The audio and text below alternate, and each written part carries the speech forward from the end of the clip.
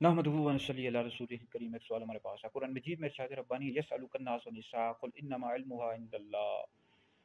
کہ لوگ تم سے قیامت کے متعلق پوچھتے ہیں، تم فرماؤ کہ اس کا علم اللہ کے پاس ہے۔ اب سوال یہ پیدا ہوتا ہے کہ اللہ رب العزت نے اپنے محبوب علیہ السلام کو قیامت کا علم عطا کیا یا نہیں کیا، یعنی قیامت کس سال آئے گی، کس صدی میں آئے گی، کس سن میں آئے گی، تو یہ اللہ تعالیٰ نے اپنے محبوب علیہ السلام کو علم عطا کیا یا نہیں کیا۔ دیکھیں، اس والے سے یاد رکھیں کہ اللہ رب العزت نے اپنے محبوب علیہ السلام کو علم غیب عطا کیا۔ جو شخص مطلق طور پر نبی کریم علیہ السلام کے علم غیب کا انکار کرتا ہے، ایسا شخص دائرۂ اسلام سے خارج ہے۔ تمام انبیاء علیہ السلام کو اللہ تعالیٰ نے علم غیب عطا کیا۔ تو یاد رکھیں، نبی کا علم عطائی ہے، اللہ رب العزت کا علم ذاتی ہے۔ جو شخص یہ کہے کہ نبی کا علم ذاتی ہے، ایسا شخص دائرۂ اسلام سے خارج ہے۔ تو اس حوالے سے اختلاف ہے، بعض نے لکھا ہے کہ نہیں عطا کیا، چونکہ یہ اللہ کے رازوں میں سے ایک راز ہے، اور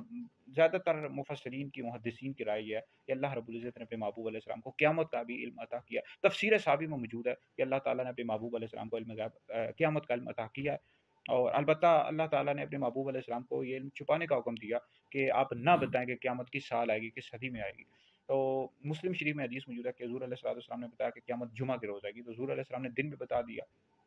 اس طرح تاریخ بھی بتائی ہے۔ ایک روایت میں آتا ہے فضل الاوقات للبہقی میں کہ قیامت 10 محرم کو آئے گی، تو یہ تاریخ کو بتا دیا، البتہ سن نہیں بتایا، صدی نہیں بتایا کہ اس سال کو آئے گی، اس صدی کو آئے گی۔ اور حضور علیہ السلام نے قیامت کی نشانیاں بھی بتائیں گی کہ یہ نشانیاں پائی جائیں گی، کہ اس وقت بخاری میں حدیث موجود ہے، ابو داؤد شریف میں حدیث موجود ہے، بہت ساری نشانیاں حضور علیہ السلام قیامت، علامات صغریٰ بھی ہیں، علامات کبریٰ بھی ہیں، دجال کا آنا، یجوج ماجوج کا آنا، اور علامات صغریٰ، ان چھوٹی نشانیاں بھی حضور علیہ السلام نے، کہ مسجد میں دنیاوی باتیں ہوں گی، پھر لوگ زکوٰۃ نہیں دیں گے، اور اس طرح عورتوں کے لباس، عورتیں ننگی ہوں گی، یعنی لباس ایسے پہنے گی کہ جیسے کہ وہ ننگی ہی نظر آ رہی ہے۔ اس طرح کی بے شمار نشانیاں حضور علیہ السلام نے بتائیں۔